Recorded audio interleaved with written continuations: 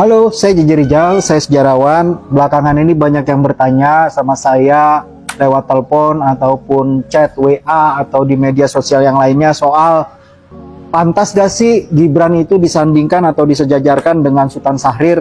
Saya bilang ya nggak pantas. Karena apa? Nih, saya bikin beberapa catatannya. Syahrir itu menjadi pentolan organisasi mahasiswa radikal Perhimpunan Indonesia di Belanda yang tuntutannya jelas.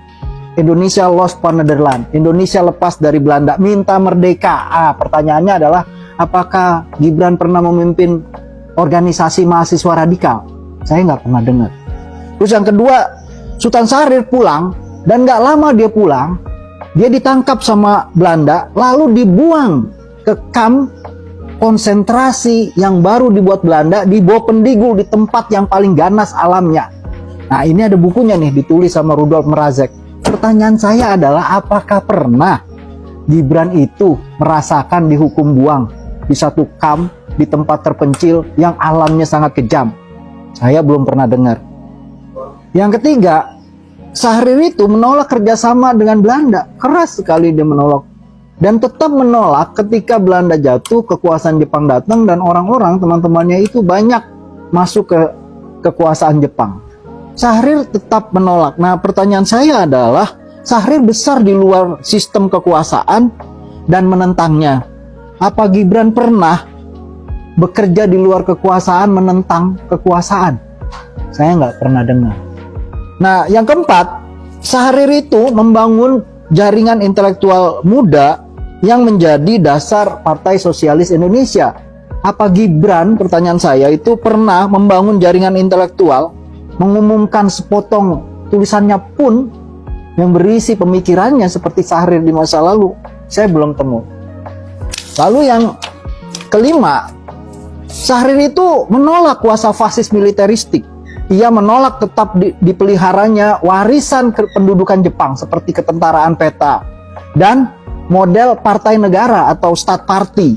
Lah, gimana Gibran itu malah berduet dengan kuasa militer?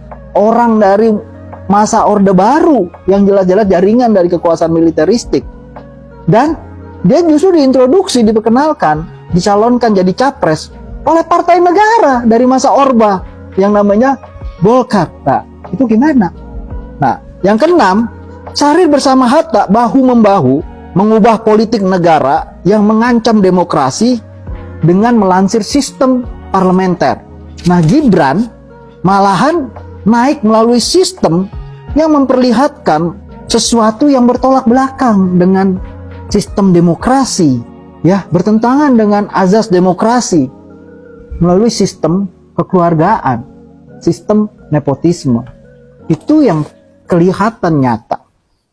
Lalu yang ketujuh, Syahrir pada usia muda itu tampil sebagai wakil Indonesia di Perserikatan Bangsa-Bangsa, membela bangsa Indonesia yang baru merdeka dengan cara-cara yang cerdas dan luar biasa, dan membuat dia dikagumi sebagai orang yang kecil badannya, tapi pemikirannya sangat besar.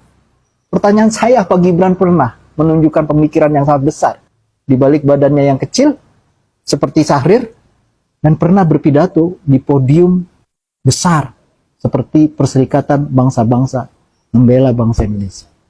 Mensejajarkan Gibran dengan Syahrir dalam konteks ilmu sejarah mungkin disebut sebagai paralelisme. Itu bagian yang paling mudah memang. Tapi harus diingat, walaupun paralelisme adalah hal yang wajar, tapi tidak wajar kalau mensejajarkan sesuatu yang tidak sejajar, sesuatu yang tidak setara, begitu ya. Karena apa? Karena menyetarakan dua orang dari dua dunia yang berbeda, dari masa yang berbeda, dan menyangkut salah satu tokohnya adalah tokoh bangsa yang besar dalam sejarah. Itu bisa saja kita sebut bukan paralelisme, tapi bagian dari manipulasi sejarah. Bahkan bagian dari karakter assassination terhadap si tokoh sejarah. Dan yang terlebih penting lagi sebenarnya, itu tidak mendidik karena tidak menjernihkan sejarah. Padahal untuk hidup ke depan kita perlu sejarah yang jernih, bukan yang keruh. Terima kasih.